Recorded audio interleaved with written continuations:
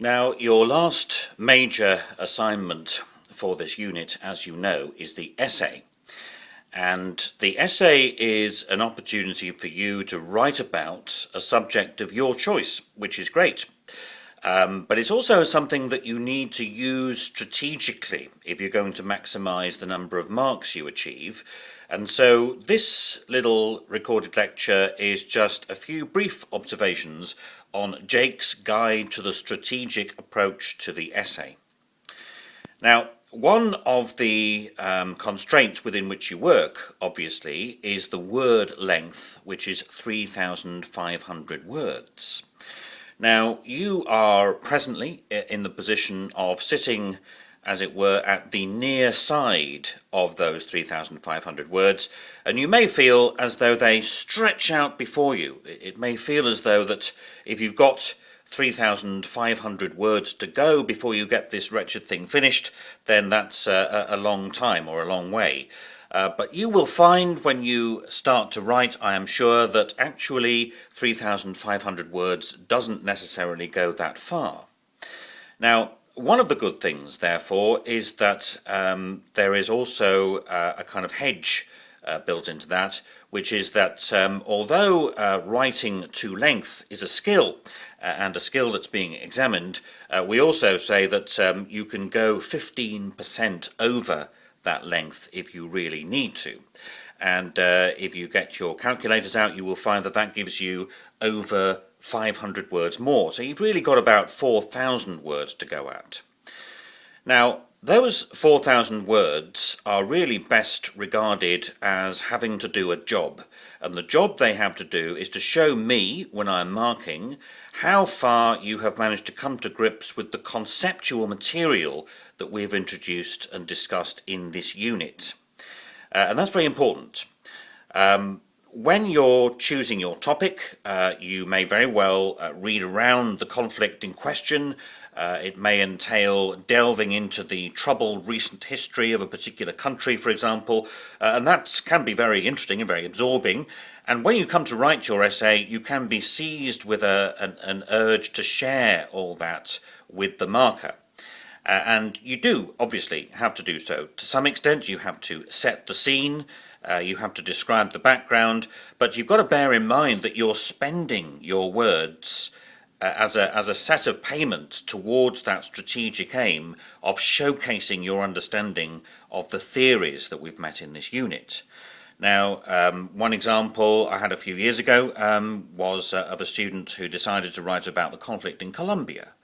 And I was reading all this very interesting material about the history of conflict in Colombia, and I realized I got about 1,000 words in, and there had been no mention of any of the theories we'd met in the course, and so therefore I really was constrained to write off about a quarter of the available marks for that student, which was a bit of a tragedy. So there is an art to this, I think, which is that you can use the theories we've met as part of your exposition of the background or of the situation facing the country or the people concerned in the conflict that you've chosen.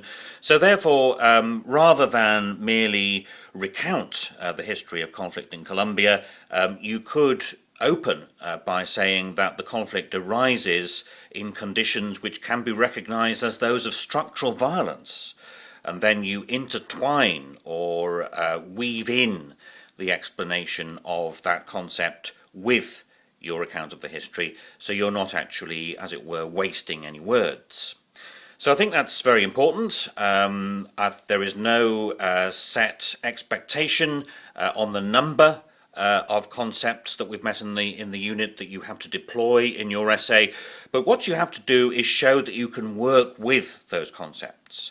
So that is to say, not just a kind of rather superficial quoting of particular sources from the reader, for example, on a particular idea, but showing how the ideographic detail or circumstance of the conflict you're discussing can be conceptualized by using those theories. So in other words, you're not merely characterizing them, you're actually deploying them for yourself, and that is the key to showing me that you have understood them that they can be useful conceptual tools for you in coming to grips with issues of conflict, and that really is the pathway to getting a good mark for the essay.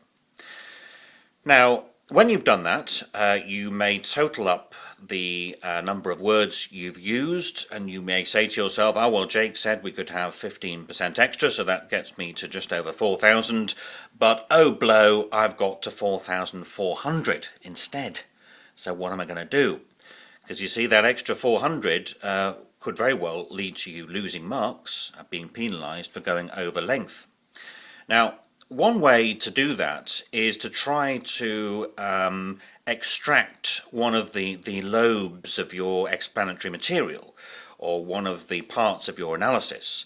But that's actually rather difficult, because if you do that, then what you tend to find is that lots of other bits of the essay require to be adjusted as well, and you can help yourself to a lot of unnecessary work.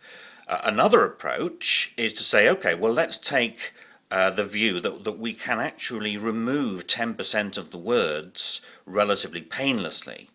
And one way to do that is to literally just divide up the essay in your Word document into chunks of 10 lines. You could say paragraphs of 10 lines. It needn't be paragraphs, but chunks of 10 lines, and then work on each of those chunks in turn to get each one down to 9 lines. Just by taking out unnecessary words or rephrasing things in a more concise fashion. Then put it all back together, do another word count, and that should get you at least close to the limit. So that's probably an easier way to remove extraneous words if you need to do so at the end. So good luck. I look forward to reading your contributions. And remember, if you're stuck or if you have any questions, just send me an email and I can supply the answer, hopefully, or we can arrange to chat. But for the meantime, that's it. That's Jake's Guide to the Essay.